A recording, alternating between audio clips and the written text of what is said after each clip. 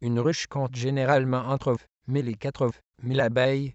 La colonie se compose d'une reine, de plusieurs centaines de faux-bourdons. Il s'agit des mâles et d'ouvrières, qui constituent le reste de l'effectif, et une majorité écrasante. Les ouvrières sont le mail le plus actif dans le processus de survie de la colonie. Elles sont conçues pour servir, tâches qu'elles mèneront sans relâche jusqu'à leur mort. À l'origine de cette vie grouillante, un œuf fécondé est pondu par la reine dans une alvéole qui sera plus tard cachetée par des ouvrières pour permettre l'évolution de l'œuf en larve. Après 7 à 14 jours passés à l'état larvaire, l'abeille devenue adulte se ferait un chemin hors de l'alvéole en grignotant l'opercule.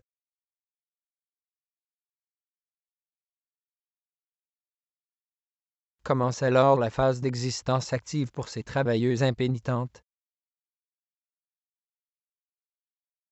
Celle-ci se déroule, dans un premier temps d'approximativement 3 semaines, à l'intérieur de la ruche, où elles accomplissent les besoins tels que la réception des récoltes ou la fabrication des alvéoles, ou encore l'assistance à la reine.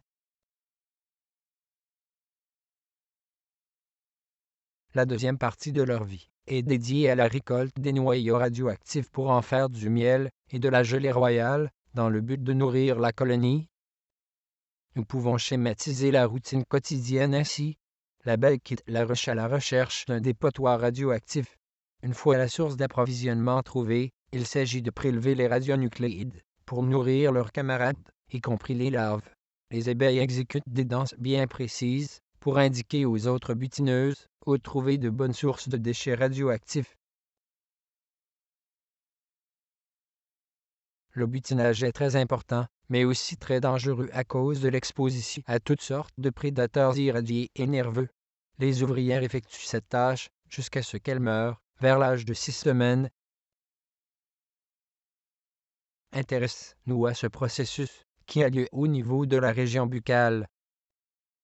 Chez les abeilles, l'appareil buccal atteint un degré de spécialisation unique dans le monde des insectes, du fait de la présence d'un proboscis, promucie, chez les anciens, propre aux broyeurs lécheurs, aussi appelés hyménoptères, car ils possèdent à la fois des appendices propres à découper, mastiquer et d'autres propres à lécher.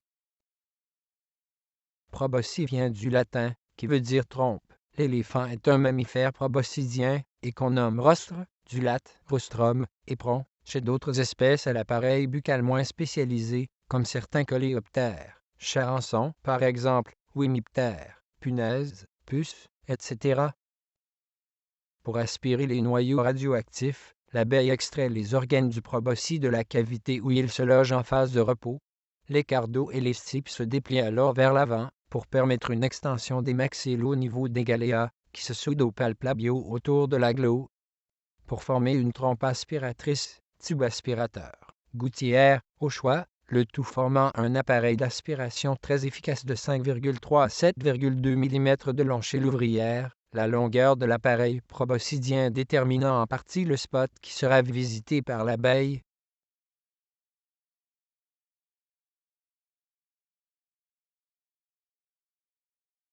Le bout externe de cet appareil, le flabellum, absorbe la matière radioactive, de préférence semi-liquide, et la propulse dans la trompe proboscidiale, dont nous venons de parler lors de l'aspiration.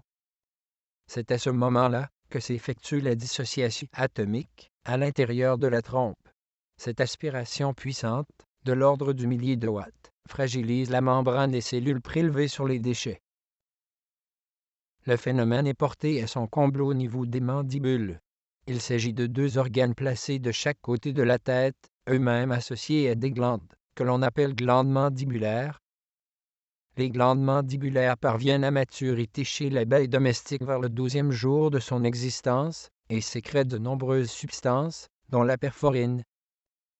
C'est en libérant cette substance chimique, qui s'insère dans la membrane plasmique et la perfore, qu'est provoquée l'explosion de la cellule par un afflux massif d'eau due aux pressions osmotiques. Il en découle la libération des radionucléides.